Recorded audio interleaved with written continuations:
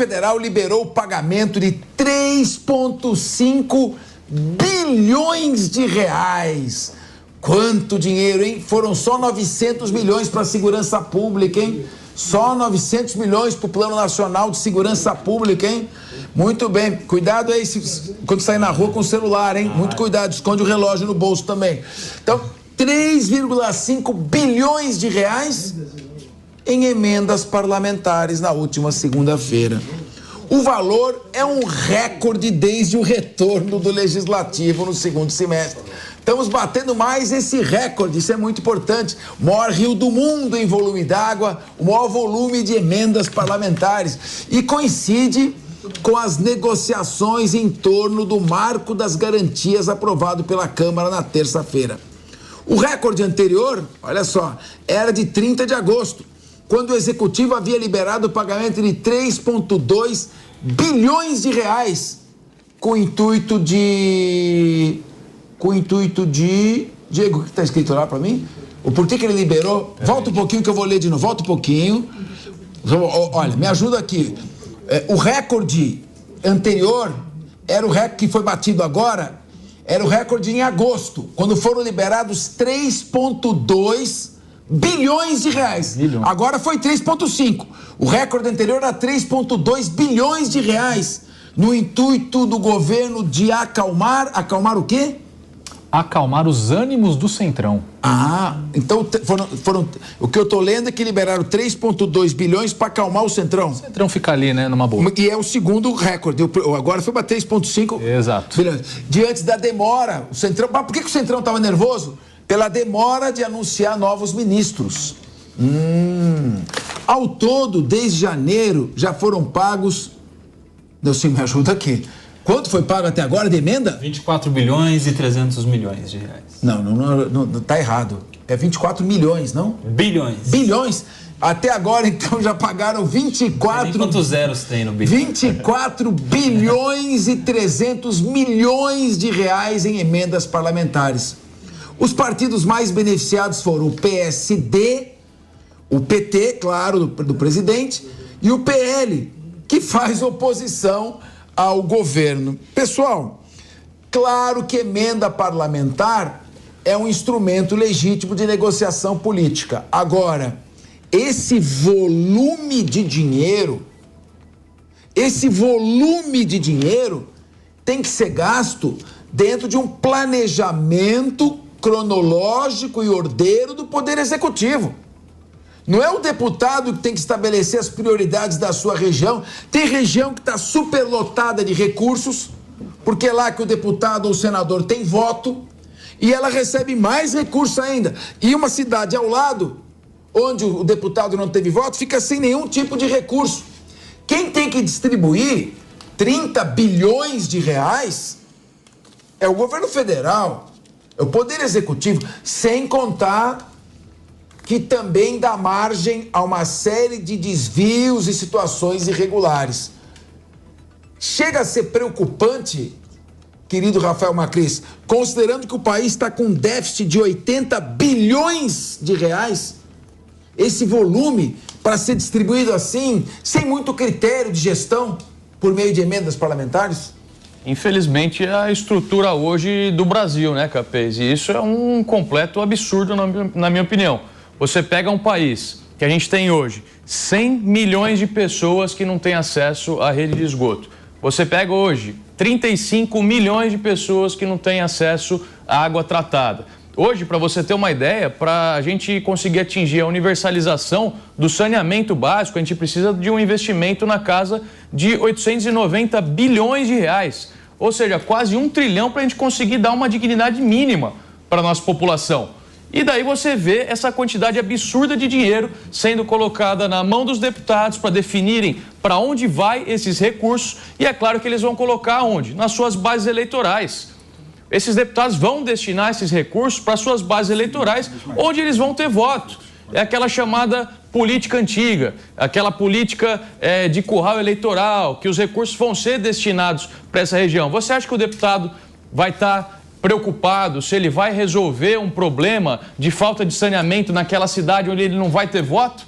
ou ele vai destinar esse recurso para uma cidade que pode estar tudo bem, pode ter uma praça reformada lá, mas ele tem a condição de deixar essa praça mais bonita porque está chegando a eleição e ele tem bastante apoio naquela região. É claro que ele vai fazer isso, infelizmente, e os planejamentos do governo acabam se perdendo e ficando amarrados na mão dos deputados. Meu querido Felipe Monteiro, você que estudou nos Estados Unidos, qual foi a universidade que você estudou? Harvard. Harvard. É uma faculdadezinha ali nos Nós temos aqui, só a melhor faculdade, só a melhor faculdade mais tradicional do mundo ao lado de Oxford, né? E Cambridge. Parabéns. Não, Oxford e Cambridge são espeluncas. Olha que pegaram em primeiro lugar.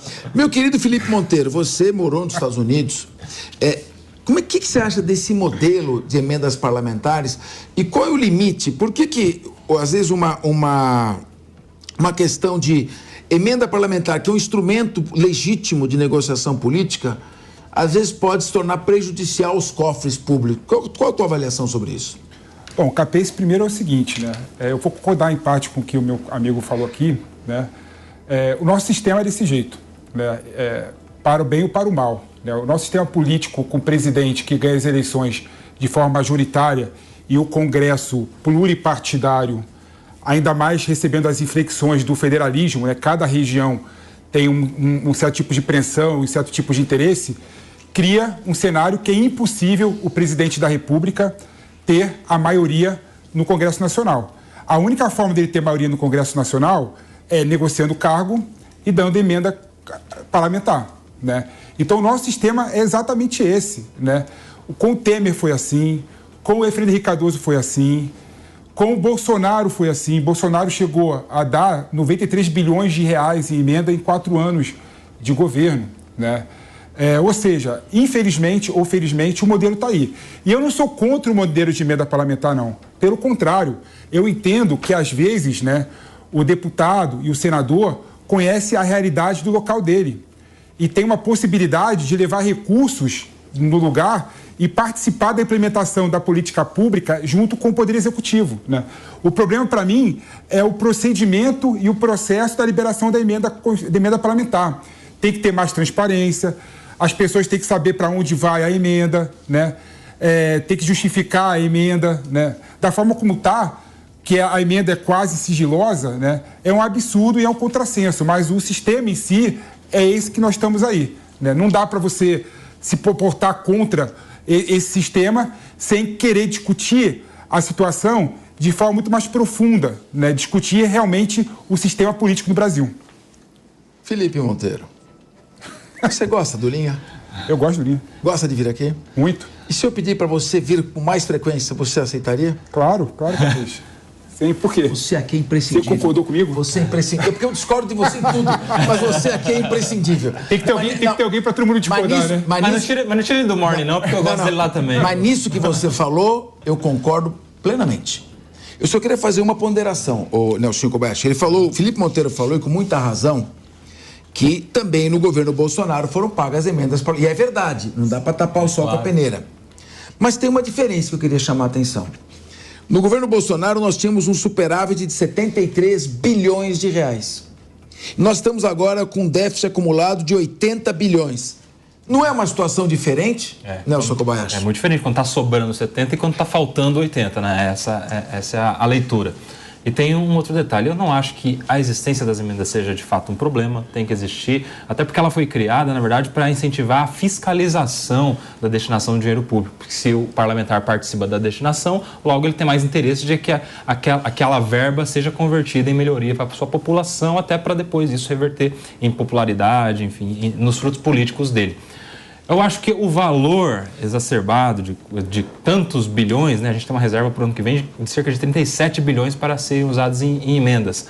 Talvez seja um meio problema, não devesse ser tanto. Nós deveríamos ter um valor muito reduzido. Mas eu acho que o maior problema que a gente tem hoje em relação às emendas parlamentares é a liberdade do governante em escolher qual parlamentar tem e qual parlamentar não vai ter a emenda.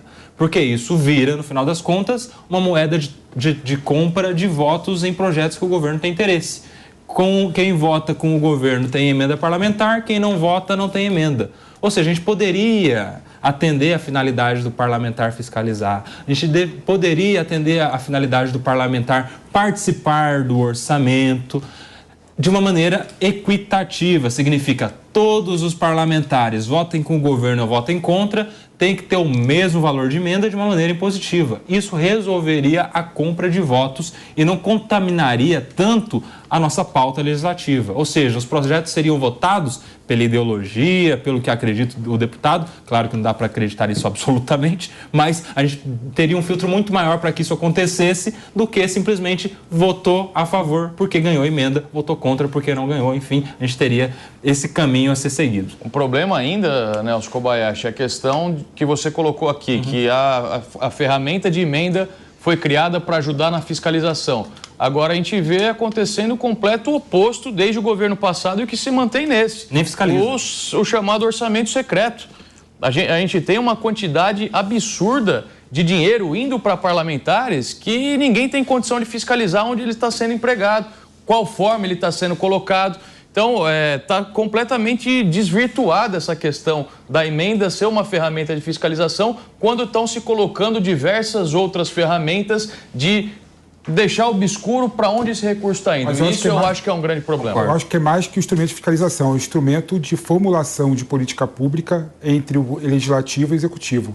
Uma das poucas formas que o legislativo tem de implementar política pública é por meio do orçamento, que é discutido entre os dois poderes, e por meio da aplicação da emenda parlamentar. Eu concordo com o PP.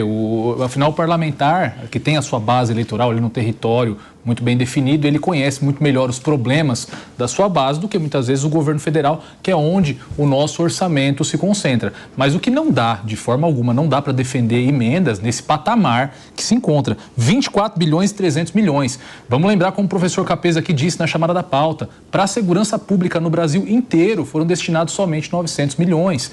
Nós tivemos contingência na educação básica de 300 milhões de reais, porque furava até 300 milhões é só a rabetinha do orçamento aqui, ó, 24 bilhões e 300 milhões. Então, o que não vai para a educação básica vai para a emenda parlamentar com mais 24 bi. Ano que vem, como o Nelson disse, mais 40 bilhões. Então, é muito dinheiro empregado para os parlamentares. E tem um detalhe, o Rafa falou aqui sobre a coisa de ser secreto que tinha acontecido no governo passado e tal. Vamos lembrar que o orçamento secreto foi declarado inconstitucional no final do ano, voto como relatora a ministra Rosa Weber, ela fala não só da questão da falta de transparência, falta de publicidade, que é princípio da administração pública, mas ela fala também como fundamento de inconstitucionalidade que a gente teve uma balconização, esse é o termo que ela usa, balconização do orçamento público. A gente pode ter até camuflado a questão da transparência, né? Mudou a RP, era RP 9 e mudou para RP alguma outra coisa. Mas a questão da balconização continua. E se aquilo foi fundamento para declarar inconstitucional as emendas do Bolsonaro, tem que ser inconstitucional agora também. Não, e muito pior, porque esse valor não para por aí. Porque nós temos também muitos ministérios importantes que estão na mão do Centrão. E parlamentares vão poder fazer indicações também da destinação desse orçamento e não vai aparecer qual foi o deputado que pediu ali verba para a sua região e quanto de dinheiro exatamente foi para a região determinada, mas ele vai fazer a indicação dentro do ministério. Quando o político está no ministério, ele não tem emenda no orçamento, ele tem orçamento. Exato. Dinheiro na mão. Mas, ao contrário da emenda secreta, né, hoje em dia, com a decisão do Supremo Tribunal Federal, a solução que o Supremo Tribunal Federal encontrou foi mandar o valor para os ministérios. Então, o valor das emendas parlamentares estão nos ministérios. Metade, né? Metade dos valores foi para o ministério. Porque a outra metade é emenda parlamentar de fato, né? Como sempre foi, né? E a outra metade está nos ministérios e os parlamentares vão ter o ministério para aplicar o dinheiro da emenda parlamentar em política pública regional. Ou seja, uma gambiarra focalizada. Né? Uma gambiarra para ficar mais ou menos a mesma coisa. Não, mas agora você sabe para onde que vai, pelo menos, né? Só não sabe quem indicou, só não sabe quem vai indicar, né? Aí que está o erro.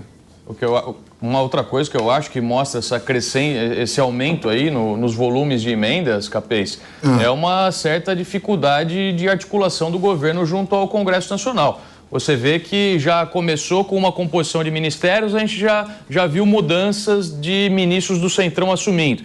A gente viu uma quantidade já liberada de 24 bilhões e 300 milhões de reais nesse ano, que deve aumentar um pouco aí até o fim, e uma previsão de 40 bilhões para o ano que vem. Ou seja, a gente viu o governo com dificuldade de votação e aprovação de alguns projetos que ele mandou para o Congresso.